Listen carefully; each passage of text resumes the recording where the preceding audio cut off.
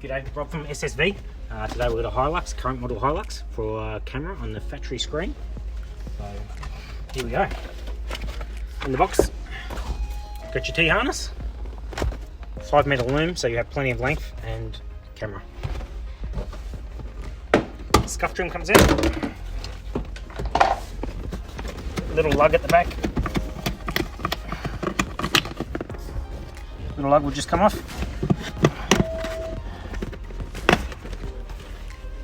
Trim, just this plug just here.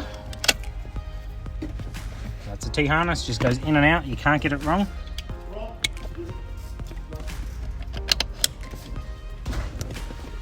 Camera in, and before you run it, just make sure it works.